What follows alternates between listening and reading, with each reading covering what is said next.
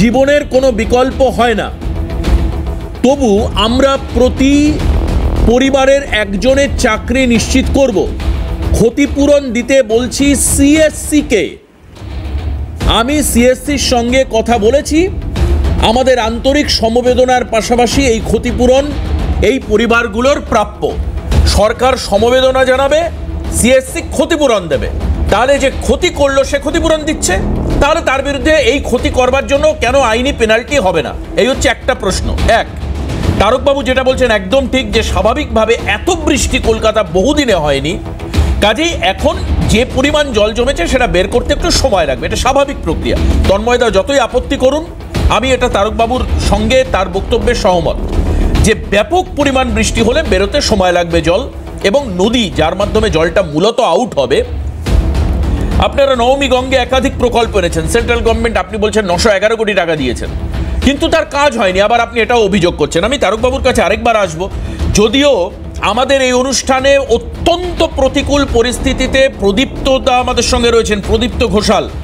আমি যেটা জানতে পাচ্ছি, ওনার অফিসে স্বাভাবিক বিদ্যুৎ পরিষেবা নেই, উনি প্রাকৃতিক বিপর্যয়ে যে জল জমেছে তার মধ্যে অফিসে বসে রয়েছেন। প্রদীপ্তদা, আপনি যে আমাদের সময় দিচ্ছেন এভাবে, আপনার প্রতি কৃতজ্ঞতা জানানোর কোনো ভাষা ক্যালকাটা নিউজের সঞ্চালকের আমার এবং আমার টিমের নেই।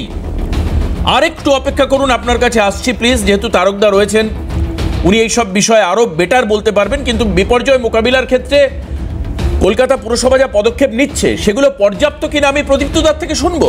কিন্তু তারকবাবু প্লিজ।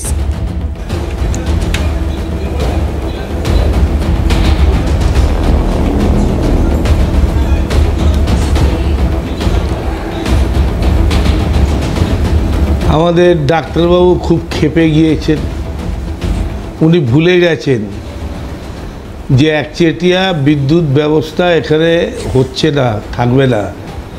জিন্দালদের প্ল্যান্ট বসছে 10,000 মেগাওয়াটের, থাকবে না শালবনীতে, ওনার জানা নেই। কতজনের মৃত্যু হয়েছে বলে দিন একটু, বিদ্যুৎ পৃষ্ঠ হয়ে কলকাতায় একটু বলে দিন মানুষকে। আপনি যেটা লক্ষ্য করছেন, কতজন মানুষের মৃত্যু হয়েছে কলকাতায় বিদ্যুৎ পৃষ্ঠ হয়ে, একই কারণে জল জমেছে, কারেন্ট লিক করেছে, তারপরে বিদ্যুৎ পৃষ্ঠ হয়ে মৃত্যু হয়েছে। আপনি বলে দিন কতজনের মৃত্যু হয়েছে এখন পর্যন্ত এই গত 14 বছরে, বলে দিন 2011 থেকে বলতে পারবেন? আপনার মনে আছে আমফানের সময়, জশের সময় বারে বারে মৃত্যু হয়, আপনি বলেন, আমি তো কথা বলিনি। আপনারা কোনো কাজ করেন না। এত উত্তেজিত হচ্ছেন প্লিজ, শরীর অসুস্থ হয়ে যাবে। তারকবাবু বলুন মানুষকে, তারকবাবু চাইছে উত্তর চাইছে, মানুষ এটা গল্প শুনতে চাইছে না আপনার কাছে, অসুস্থ হয়ে যাবে। আপনি গল্প বলছেন, গল্প শুনতে চাইছেন মানুষ, শুনুন না, উত্তরটা দিন। শুনুন, গল্প নয়, আদানি আম্বানি কে হয় আপনার দলের? সম্পত্তিগুলো কাকে দিচ্ছেন? আদানির সাথে কারা করেছিল কন্ট্রাক্ট? হাউজিং দপ্তর আদানির সাথে কারা কন্ট্রাক্ট করেছিল? 1,000 কোটি টাকা দিয়েছে। আদানির সাথে কি সম্পর্ক আসছে এখানে? কি করতে? ড্রেনেজের জন্য। হাউজিং ডিপার্টমেন্ট ড্রেনেজের টাকা দেয়।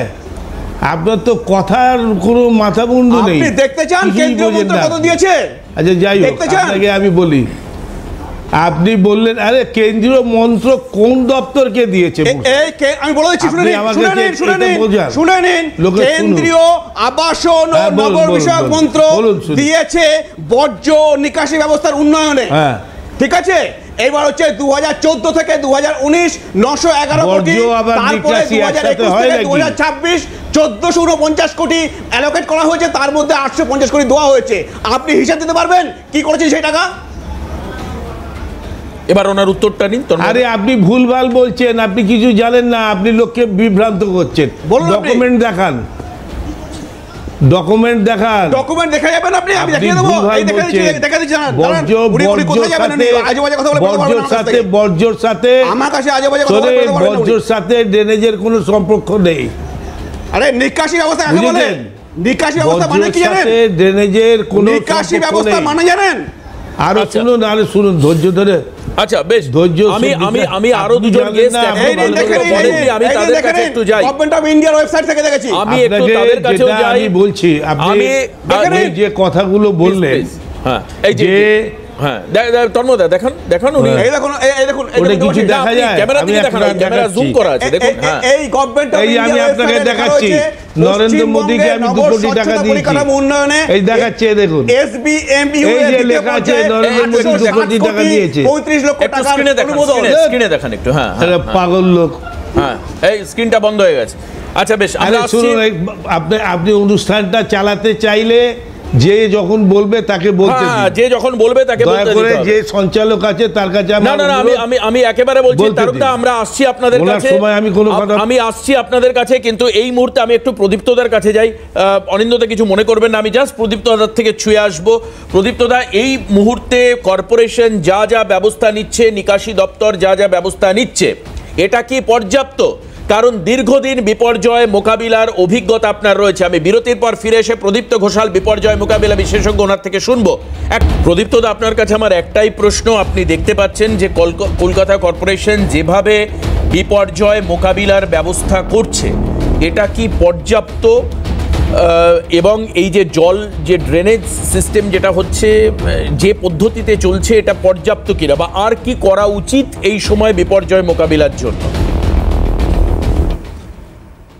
দেখুন প্রথমত হচ্ছে যে আমরা সবাই যেটা একমত যে একটা ভয়ানক বৃষ্টি হয়েছে যে বৃষ্টি বেশ কিছু বছরে আমরা কলকাতা শহরে সত্যিকারে দেখিনি আমার যতদূর ধারণা 1988 এরকম একটা হয়েছিল তারপরে কবে জানি না সেটা তো মানে ফিগার বলবে তবে একটা তখনও 88-এ যা ঘটেছিল মোটামুটি একই রকম জল যন্ত্রণা এখনো আমরা সেটাই পাচ্ছি তার মানে হচ্ছে যে কলকাতা শহর প্রচুর পরিমাণে বেড়েছে মানে বড় হয়েছে সুতরাং মানুষ ভুলে গেছে জলের যাওয়ার যে সমস্ত ন্যাচারাল ওয়েজ যেগুলো থাকে সেগুলো আজকে বাইপাস বা ওইদিকে আমরা দেখেছি যে প্রচুর নালা ছিল যেগুলো সমস্ত এখন কাভার্ড হয়ে গেছে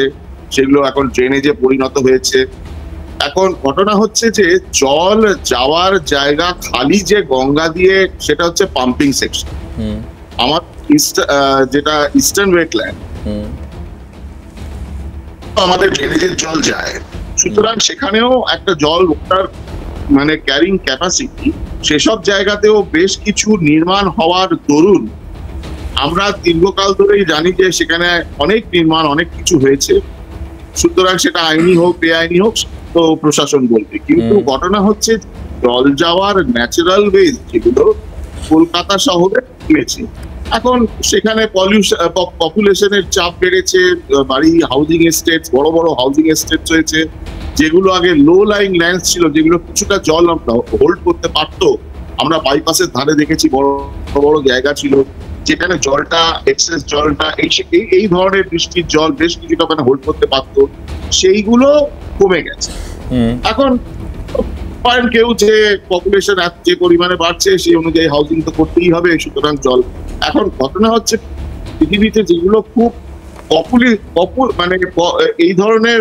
প্রচন্ড মানুষের চাপ আছে যে এই ধরনের শহরগুলো বড় বড় শহর ধরুন সিঙ্গাপুর বা এই ধরনের অনেকগুলো শহর তারা কিন্তু তাদের ওখানে এরকমই বৃষ্টি হয় এইখানে তারা যে ধরনের ভেরিয়াস অ্যাকোয়াডাক্ট মানে এক্সেস ওয়াটার আমাদের বৃষ্টির জলটা কিন্তু খুব ভালো জল পিওর ওয়াটার তো এই পিওর ওয়াটারকে জমিয়েও যদি আমরা রাখতে পারি সেটার যদি একটা কোনো স্টোরেজ ক্যাপাসিটি আমরা বাড়াতে পারি ওরা ওখানে ওর আন্ডারগ্রাউন্ড না সেটা তো আমাদের রাজ্য সরকারের জল ধরো জল ভরো প্রকল্প তো আছে হ্যাঁ এই যে জল ধরো জল ভরো সেটা একটা বড় আকারে ওখানে হচ্ছে একটা সিটির একটা পুরো পার্ক তৈরি হয়ে গেছে যেটা তলাটা পুরোটাই জল